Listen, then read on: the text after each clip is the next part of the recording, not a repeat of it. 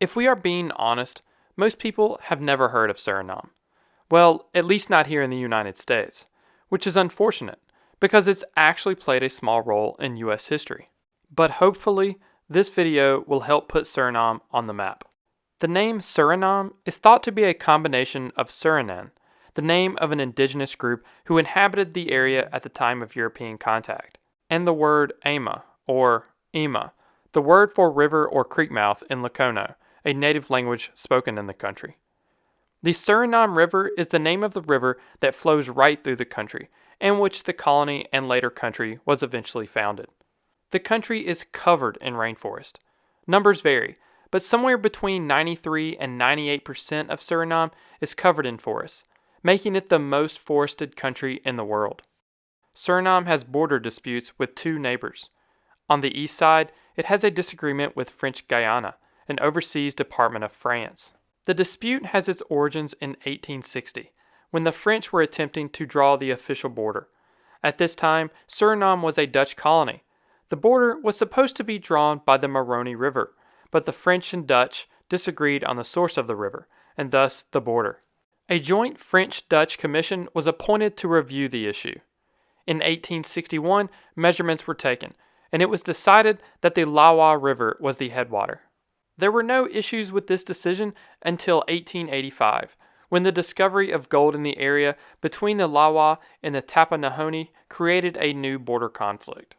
On November 29, 1888, France and the Netherlands reached an agreement that the conflict should be subject to arbitration. Tsar Alexander III of Russia, acting as arbitrator, decided that the Lawa was the headwater of the Maroni, and thus should be considered the border once again. The Netherlands and France agreed, and they made it official on September 30th, 1915. However, this decision created another issue. What river was the source of the Lawa? The Netherlands considered the Marawini to be the source of the Lawa. The French considered the Latini, located further to the west, to be the source. This issue has still not been resolved. To the west, there is another dispute, called the New River Triangle. Similar to the eastern dispute, it is centered around which river is the source of what was designated to be the border by former colonial powers, this time the British and the Dutch. The New River Triangle dispute was nearly resolved in the 1930s.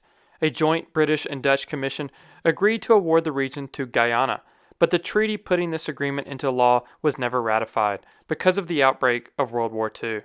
Desiring to solve the dispute before British Guyana would gain independence, the British government restarted negotiations in 1961, but this time the two governments failed to come to an agreement. Guyana and Suriname inherited the dispute when both gained independence. Suriname was actually originally a British colony, but on February 26, 1667, as part of the Second Anglo-Dutch War, Suriname was taken by the Dutch. A few years earlier, in 1664, the British had taken New Netherland and its seat of government, New Amsterdam. This would eventually become New York State and New York City. The Treaty of Breda ended the conflict. The war is considered a Dutch victory, but they didn't push for New Netherland's return, but instead demanded that they keep Suriname, essentially trading Suriname for New Netherland.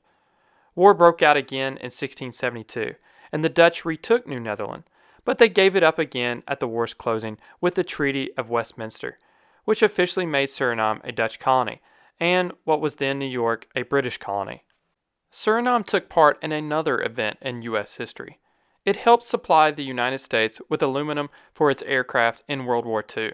Because Suriname was still part of the Netherlands during World War II, it was a member of the Allies, and so Suriname contributed to the war effort by supplying bauxite, and through a process it is turned into aluminum. Between 1940 and 1943, Suriname supplied 65% of American imports of bauxite, about 90% of which was turned into aluminum used for military purposes. The United States sent 2,000 soldiers to Suriname to protect the bauxite mines and the border with French Guiana, which had become part of the German puppet state Vichy France. Suriname has another interesting World War II story. On August 24, 1939, a German cargo ship left Galveston in the United States, and on September 3rd, Great Britain declared war on Nazi Germany. The ship's captain didn't want to continue his journey to Europe, and instead wanted to surrender his ship to a neutral country. So the ship entered the Suriname River under the American flag. The captain and his crew asked for asylum. A large part of the crew were Chinese citizens who were returned to their home country, leaving only the German crew of 15 people. When Germany invaded the Netherlands on May 10, 1940, the Netherlands ordered the Germans to be arrested. The crew didn't want the ship confiscated, so they blew a hole in its side, sinking it. The crew spent the rest of the war in prison. You can actually still see the ship in the river today. Suriname has some of the most interesting demographics in the world. This was, of course, due to colonization, but the specifics are pretty unique. I covered most of this in another video, which I'll leave a link to at the end of this one.